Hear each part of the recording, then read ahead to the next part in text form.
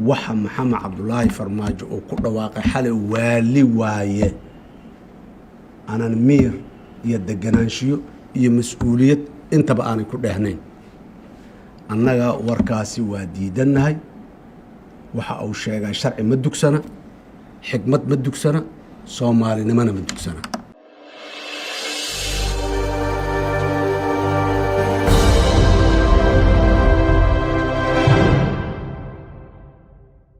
عرنا dadka Soomaaliyeed inaan u cadeyno horta muddo ugu horeyso mowqifka ama mawaaqifta ay taagan yihiin midowga murashaxiinta. golaha midowga murashaxiinta muhiimadooda koobaad waxa waaye aanay ahayd muddadii la soo dhaafay oo dhan dalkan in ay doorasho ka dhacdo, doorasho dimuqraadi ay ka dhacdo, dalkan in aan maxaan ku raahdaa extension iyo kororsi iyo wax lamida iyo aanay imaanin si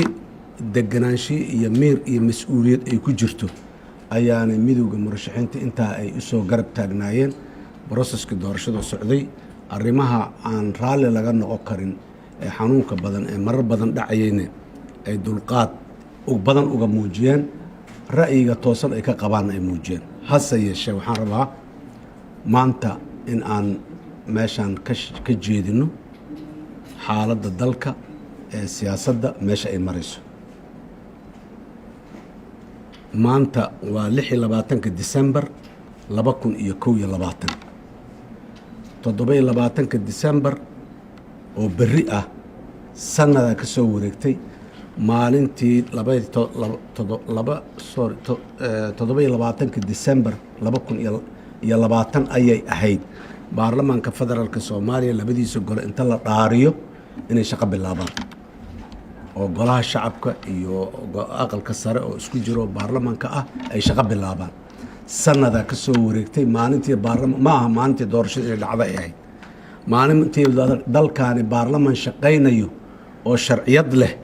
inuu lahaado ay ahayd ayaa sanad ka soo wareegay. maanta oo 26 December la joogo baarlamaanna ma hayno, soomana muuqdo. nasiib darrada ugu weynna waxay tahay intaas ummadda Soomaaliyeed horaan ugu sheegnay mar kalena aan ugu celinaynaa caqabadda doorashada dalkan taagan oo aanan laga awalna in la bilaabo hortaagnaa. markii la bilaabayna maalin walba meel inuu ka carqaladay oo hortaagnayna waa madaxweynihii hore Maxamed Cabdullaahi Farmaajo. ilaa iyo maantana waa taagan yahay. warka xalay ka soo baxayna intaas u budugsan yahay. warkaasi waa diidanahay. dan Soomaaliyeed kuma jirto, dowladnimo kuma jirto. waddankan oo mas'uuliyad darro la muujinayo oo qar laga tusi tuurayo ayaan u aragnaa. mar kale cod dheer ayaan ummadda Soomaaliyeed ugu sheegaynaa waxa Maxamed Cabdullaahi Farmaajo oo ku dhawaaqay xalay waali waaye aanan miir iyo deganaanshiyo iyo mas'uuliyad intaba aanay ku dheehnayn. annaga warkaasi waa diidanahay. waxa uu sheegay sharci ma dugsana, xikmad ma dugsana, Soomaalinimana ma dugsana. dulqaadka dadka Soomaaliyeed iyo siyaasiyiinta iyo ummadda guud ahaan shacabkana in dayuusnimo loo qaatahay sax ma aha. madaxweynaha dadka caqligooda inay Farmaajo dadka caqligooda inay dayuus yihiin u qaatay dulqaadka ay dul qaadanayeen oo la xajeclada ay ka haysa dalkan. dadka Soomaaliyeed shalayna hore waa ugu dignay, waa u sheegnay mas'uuliyadda dadkay u dhiibanayaan inay ka fiirsadaan, markay u dhiibaan kadibna inaanay ka harin ay ku ilaashadaan. sanad kadib muddo xileedkiisa markuu dhammaaday maanta meeshaasuu taagan yahay weli. isaga ayaa doorashada dalkan caqabadda ugu weyn ee taagan ka ah. midowga murashaxiinta ummadda Soomaaliyeed waxay u sheegayaan arrintaasay ifinayaan. waxaa kaloo u sheegaynaa waddo aan ahayn ma furra waddada ra'iisul wasaaraha oo hoggaanka ka yahay madasha muxuu ahay wada tashiga qaran oo ugu yeeray in la isku yimaado wixii naga qaldamay aan saxno. doorashada waa qaldantay, waa qalloocatay. intii ay qaldamayso dhanna waa sheegaynay, waa soo taagnayn. maalin walba meelaan sheegayn hadday tahay guddiyada la dhisay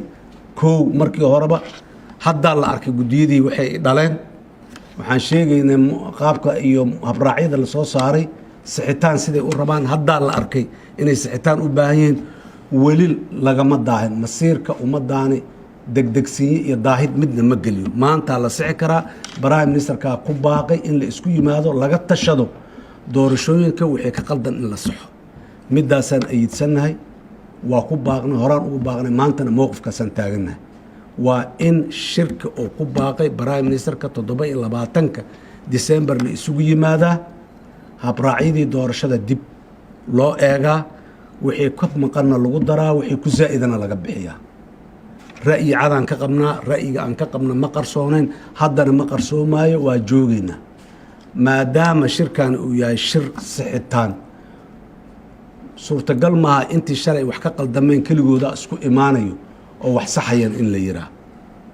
meelaan ku leenahay shirkaas talaan ku leenahay khibradaan leenahay sharciyadaan u leenahay inaan maxaan ku yidhaahdaye aan ka mid ahaano annaga keligeen ma aha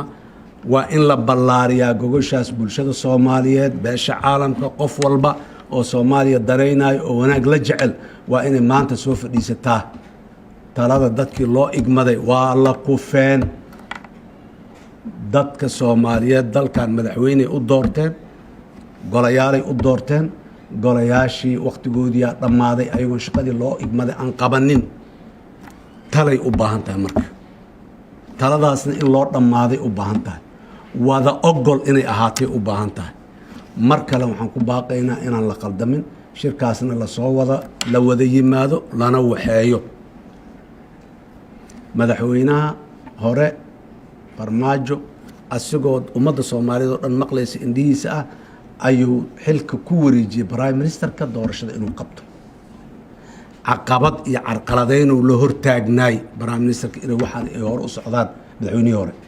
maantana waaba meeshaad aragteen uu kasii dhacayaa suurtagal ma aha dalkani doorashadiisa waa soconaysaa maxamed cabdulaahi farmaajo wuxuuna kala doorsiinayaa laba arrimood oo mid la qaadan kara aanan lahayn doorasho oo sida uu isagu rabee maskaxdiisa yartaa ku sawiran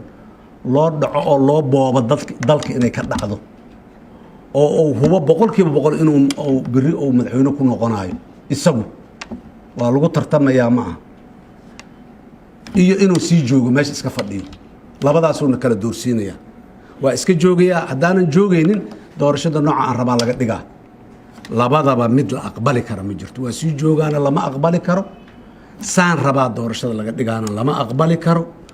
doorashada masiirka ummaddan waaye wax maan hal nin uu leeyahay kama soo bixi karto waxa uu ku dhaqaaqayo uu samaynayo darajooyinka uu bixinayo diblomaasiyiinta uu magacaabayo uu ku laaluushayo meelaha uu wax ka taataabanayo dhan saraakiisha ciidamadee loo yeerayo ee aan laga hadlayn al-shabaab iyo cadowga dadkan haysta sidee looga xoreeya ee la leeyahay 6 biloodba maraan shirweyne noocaana saraakiishu isugu imaan doonaa haddee calaamadahaasi waxa ay micnaheeda ku fadhiyaan dadka soomaaliyeed maangal waaye waana fahmi karaan waana aqri karaan waana fasiran karaan labadaas option ma kala dooranayno waa diidaynaa labadaba waa joogayaana ma ogolin oo horeyaan u soo diidnay saan rabaan ka yeelayaana ma ogolin maxamed cabdulaahi farmaajo maanka ha u soo noqdo soomaaliya walax asaga iyo caqligiisa iyo maskaxdiisa oo ku maamuli karo waa ka weyn tahay waqtigii fursadda loo sii inuu ku maamulana waa ka soo dhammaaday meeshaasaan rabaa taas inaan dhigno ragga mas-uuliyiinta ee dowlad goboleedyada madaxweynayaasha ka ah waxaan ugu baaqaynaa in ay fududeeyaan ka soo qayb galaan shirkaas lagu baaqay prime ministerku uu ku baaqay la isugu yimaado laga tashado once for all ma hal mar laga tashado aan dib loogu noqonin si dhammaystiran arrintaas muxuu ahaayey inay u dhammaato waxaan rabaa inaan ayadana qodob kale aan ka dhawaajiyo shalay dabaaldeggii ciidanka booliska soomaaliyeed hadda ka hor hadalladeydii waxaa ka mid ahaa jirtay madaxweynuhu sidii ruuxaantii kulu dadka ka soo dhex hadlaa warka shalay meeshaas khudbooyinka laga jeediyey midda farmaajo intentionkiisa aheed miduu mursal jeediye waaye ee miduu farmaajo jeediye maaha maxamed mursal dalkan hadda ka hor qatar geliyey extension غير sharci oo aan jirin uu ku dhawaaqay qatar u galay dalkan waa ognahay ilaahay subxaanahu wa tacaala awoodiisa iyo dad mas-uuliyiin ah oo u damqanaya dalkan ayaa looga badbaaday qatartaas waa ogtihiin si sharci darro ah oo qawaaniinta iyo dastuurka aan waafaqsanayn ayuu 2 sano extension u ansixiyey shalay oo cid la qabtay cid ku raacsan iyo cid sharciyada u soo maray midna aanay jirin shalay warkiisa tiiyoo kale haddana ka muuqato waa ka digaynaa waddadaas waddo la mara ma aha waa xiran tahay golo shacab oo wakhtigiisii dhammaaday oo xildhibaanadii golaha shacabka ay qaarkood ay siritarra noqdeen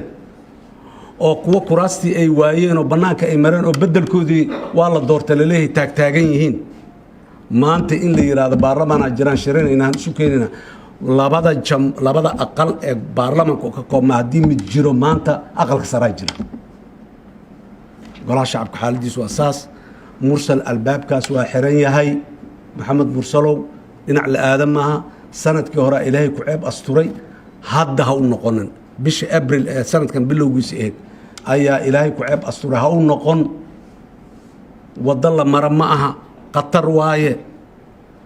kulama wadaagayo afkaaga erayada ka soo baxaya farmaajo ama asagu ha rabo ama ha kuu soo dirsado ama asaga ha ka timaado ama wuxuu doono ha noqdee farmaajo afkiisa ha ku dhahdo waxa uu rabo shalay warka maxamed mursal uu yidhi iyo warka xala farmaajo soo qorayaa isleh baarlamaankii yaa joogo loo yeerayaa iyo waa dhacay xilligii doorashada waa dhammaaday December uu ku egyahay iyo waxaasoo dhan cid dadka Soomaaliyeed inay aqri waayaan waxaas macquul maaha anana maxamed mursal wadadaas ka joogo farmaajo shalow ku hoday mar kale ayuu ku hodin ma soconayso dadka Soomaaliyeed ma aqbalayaan hortiis jiraa waayay dalkan wadda aan ahayn waddadaas dimuqraadiyadda uma furna jamhuuriyadda saddexaad ee carta ka soo bilaabatay ilaa maanta waa qor isu dhiib xilligay leedahay xilligeeday ku qabsoomaysay dadaalada un maalmo iyo bilo iyo dibay ula dhici kareen laakiin sannadaa hadda soo wareegtay in haddana la sii wado sanad kale sanad kale sanad kale waa la sii joogayaa la yidhaahdo albaabada dhanna maalin walba midkii furmi tagababa la soo oodo macquul ma aha fursadda meeshaasay jirtaa aad iyo aad ayaan ugu kalsannahay golahaas wadatashay qaran inay mas-uuliyaddooda gudan doonaan oo maxaanku irahdaa baaqa ra-iisul wasaaraha uu ku baaqa shirka ay aqbali doonaan imaan doonaan wixii khaldanna ay sixi doonaan inay yimaadiin isku yimaadiin isu soo hor fadhiistaan cibaado ma aha waa inay wax saxaan waan rajaynaynaa wixii khaldamay in la saxo waddadana saas ay doorashada ku dhammaato muddo kooban xaaladan dalkan kuma sii sugnaa karo haddaan dhinacaas taas uga baxo oo dhinaca amniga iyo security-ga u yeerto dhowr maroo horena waa ku celin ninna kuguma amri karo sarkaalow waxaan sharciga waafaqsanayn qof walba qawaaniinta iyo shuruucda lagu heshiiyaa ka weyn janan lagaa dhigyaa adoo shalay askari ahayd iyo maxaanku idhahdaa abaalmarin kale meel kale lagu waxeeyaa iyo adigoo maxaanku idhahdaa baagamuudo ah jidka joogi jiray diblomaasiya tahay lagu yiriyaaba macnaheeda maaha inaad dalkaana adiga aad mas-uuliyaddiisa qoorta gashan kartid dadka waxa ayaan daranaa la yidhaha aakhira ninkii cadaab ku mutaysta dembi uu nin kale daraaddiis u galay dembiga adiga gashay ilaahay kugula xisaabtamo waaba la gartaba laakiin nin kale daraaddiis inaad u dambaawdid waa meesha dadnimada ugu liidata war yaan dad kale loo dambaabayna dalkana ha loo turo ummaddaanna annagaa mas-uuliyaddeeda iyo ummadnimadeeda iyo hoggaankeedii soo doonanayoo u taagan kuwa maanta shalay haye iyo kuwa maanta u socdaana waa isku mid dalka mas-uulaa laga wada yahay qofna mas-uul uma aha dalka sidou raba inuu ka yeelo wuxuu mas-uul ugu yahay wixii lagu doortay qawaaniintii iyo lawaaixidii inuu ku hogaamiyo haddii la iska waayana arrin la iska aqbali doono ma ahan xaaladda dalka meeshaasay maray meeshaasaanan la jecelnahay waxaanan rajaynaynaa 24 saac ee soo socdo shirkaasi inuu muxuu ah ifafaariisa ay noqdaan ay hore u socdaan maanta la joogo waxaan rabaa mar kale inaan ku celiyo kusoo gunaado midowga murashaxiinta hortabintiisa koobaad ama prioritigiisa koobaad waxa waaye doorasha dalkan inay ka dhacdo si nabada ku dhacdo doorasho la aqbali karo wada ogol ah inay dhacdo waaye haddii la waayo maxaa dhacayo taas waa uun howl kale waaye maalinteedana waa ka hadli doona haddii la yidhaha aad iyo aad aa umahadsantihiin wasalaamu calaykum waraxmat ullaahi wabarakaatu